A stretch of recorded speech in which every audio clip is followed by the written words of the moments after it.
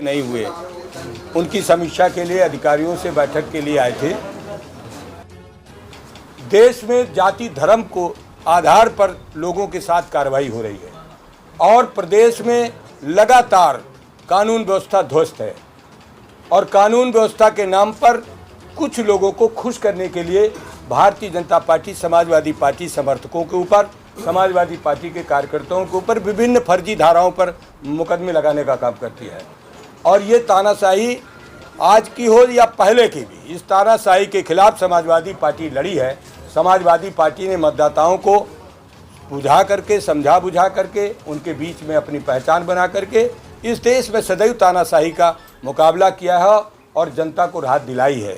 Samajwadi party के नेता अखिलेश यादव जी हैं और अखिलेश यादव जी के हम सारे सिपाही हैं।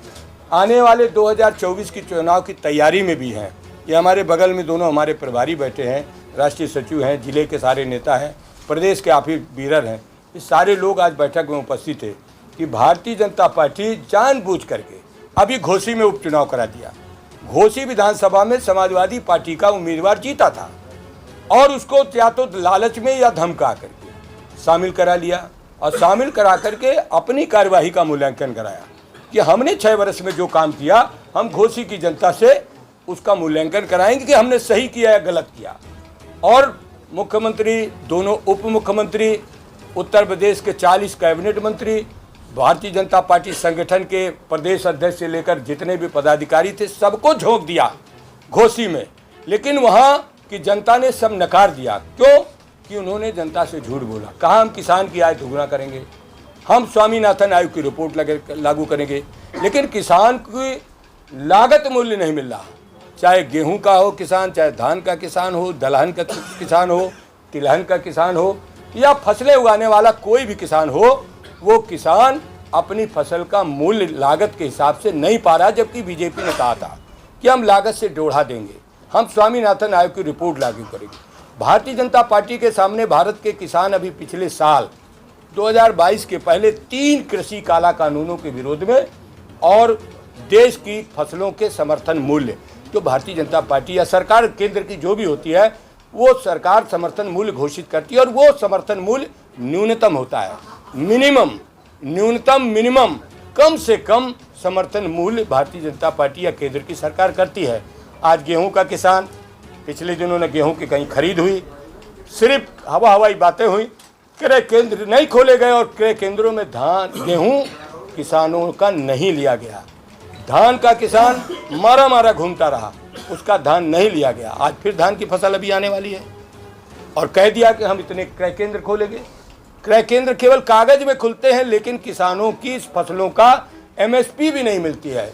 एमएसपी की गारंटी के लिए हमारे देश के 900 किसान शहीद हो गए इसी आंदोलन में कि हमको एमएसपी की गारंटी दी जाए। मीडिया के लोगों ने कहा भी, लिखाया भी, दिखाया भी, किसानों की बात दिखाया, सरकार के वर्जन को भी दिखाया। जब सरकार के सामने किसान जाता है, अनुनय विनय करता है, जिलाधिकारियों के माध्यम से ज्ञापन देता है, अपनी बात कहता है, फिर इसके बाद नहीं होता है तो मंत्रियों के दरवाजे जाता है, अपनी बात कहता है कि भाई महंगाई बढ़ गई, हमारी लागत बढ़ गई, तो हमको लागत के हिसाब से हमें लाभकारी मूल्य तो दो, ताकि हमारी भी बच्चों की व्यवस्था हो जाए, शिक्षा की, चिकित्सा की, दवा दारू हर चीज़ की हो जाए, ये हमारा व्यवस्था हो जाए। लेकिन सरकार भारतीय जनता पार्टी जानबूझ करके किसानों को, खास करके मेहनत कश लोगों को उत्पीड़ित करती है। कुटीर उद्योगों का सर्वनाश हो गया और सिर्फ हवाई बातें हो रही हैं कि हम इस देश को इतना विकसित बना देंगे कि दुनिया में हम सबसे आगे निकल जाएंगे। सिर्फ व्यापारियों को बुला करके उनको सम्मानित करना और पूंजीवाद को पनपाना बीजेपी की फितरत में है। समाजवादी पार्टी चाहती है कि भारत की जो अर्थव्यवस्था है, ये कृषि प्रधान प्रदेश है या कृषि प्रधान देश है। यहाँ जब तक खेती को बल नहीं होगा, हमारे मरहूम नेता चौधरी चरण सिंह जी ने कहा था कि जब तक खेती को बल नहीं दिया जाएगा, जब खेत खलिहानों का विकास नहीं किया जाएगा, किसान को उसकी लागत के अनुरूप उसको लाभकारी मूल्य नहीं दिया जाएगा, तब तक देश समृद्ध नहीं हो सकता है। लेकिन जानबूझ करके भारतीय जनता पार्टी पूंजीपतियों को पूंजी पैदा करने का, अपनी पूंजी में इजाफा करने का मौका देती है। और दूसरा, जब ये बातें कोई विपक्ष का नेता, कार्यकर्ता या किसी वर्ग का कोई आंदोलन खड़ा होता है तो जानबूझ करके तानाशाही रवैया अख्तियार किया जाता है। उन आंदोलनों को हिंसात्मक रूप देने के लिए इस तरीके के कानूनों का बेजा इस्तेमाल होता है। और वो आंदोलनों को दमन करते हैं। जब कोई लेखक, कोई पत्रकार, कोई राइटर सही बात लिख देता है तो उनके ऊपर भी तरह तरह की कार्रवाइयाँ होती हैं और इस देश में हो रहा है। इसीलिए देश बड़ी विषम परिस्थितियों में फंस गया है। तो हम सब लोग ये चाहते हैं कि हम चारों स्तंभ मिल करके इस देश के लोकतंत्र को, भारत के बाबा साहब के बनाए हुए संविधान को मजबूत करने में अपने अपने कर्तव्यों का निर्वहन करें। अध्यक्ष जी, आपने कहा कि भाजपा जो है जातीय धर्म के नाम पे लड़ा रही है, लेकिन आपके ही जो अलायंस बना है इंडिया, उसके एक नेता कहते हैं कि सनातन में कुछ है ही नहीं, ये तो डेंगू मलेरिया की तरह है, कोरोना की तरह है, खत्म कर दो इसको। देखो, समाजवादी पार्टी के राष्ट्रीय अध्यक्ष श्री अखिलेश यादव जी ने बहुत स्पष्ट कर दिया था कि किसी का कोई व्यक्तिगत विचार हो सकता है, लेकिन समाजवादी पार्टी का ये विचार नहीं है।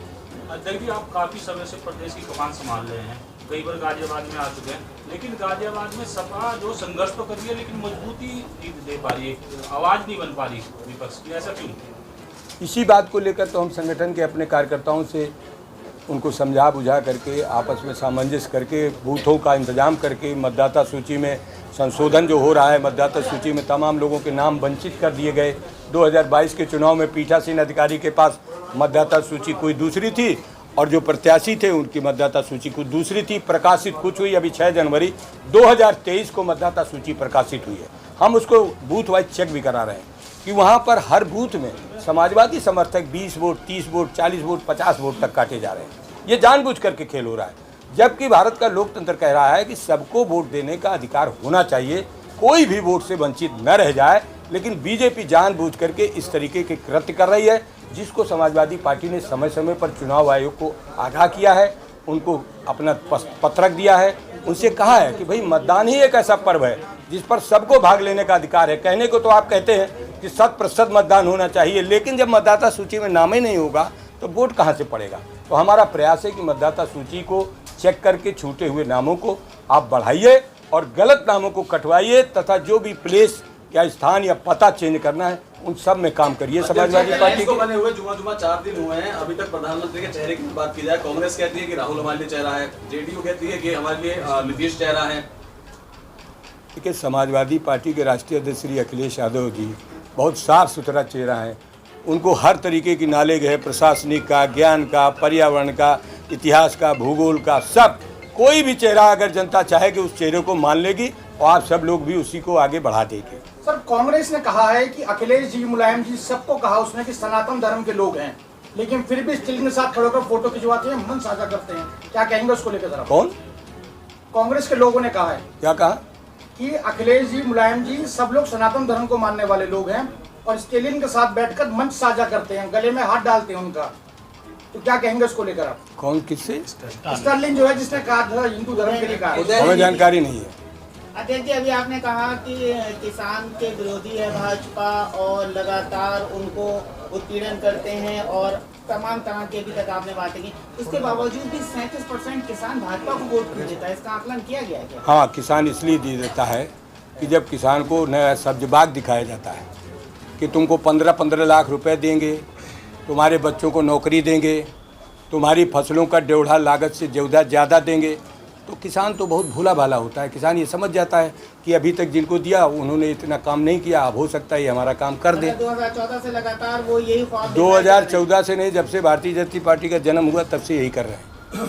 अच्छा अध्यक्ष जी, सपा जो है हमेशा मुस्लिम और यादवगढ़ रोड को लेकर आगे बढ़ती है, इस पे क्या कहना? आपका गलत कथन है। समाजवादी पार्टी जाति धर्म विहीन राजनीति करती है, सभी जातियों, सभी धर्मों, सभी गुरुओं, सभी महापुरुषों, सभी ग्रंथों का सम्मान करती है। और ये जो आप लोग कभी कभी आरोप लगाते थे, ये अब हो गया, बहुत हो गया, इस पर बात नहीं होनी चाहिए। आपका अगला कदम क्या होगा? हमारा अगला कदम बूथ स्तर के संगठन को मजबूत करना, बूथों में मतदाता सूचियों को चेक करके उनको दुरुस्त करना और 2024 के मतदान के लिए सबको तैयार करना, 100% मतदान कराने के लिए प्रयास करना और इस देश से गलत सरकार को हटाना। अध्यक्ष जी, गाजियाबाद में समाजवादी का पार्टी का खाता कब खुलेगा? पिछले 15 साल से तो नहीं दिया। ये बताओ त्यागी जी, ये तो प्रभारी जी हैं, अभी ये बता देंगे हमारे दोनों प्रभारी। इस बार खुलेगा। ये प्रमोद त्यागी जी हैं। उम्मीद है अगली बार ये बात ना हो।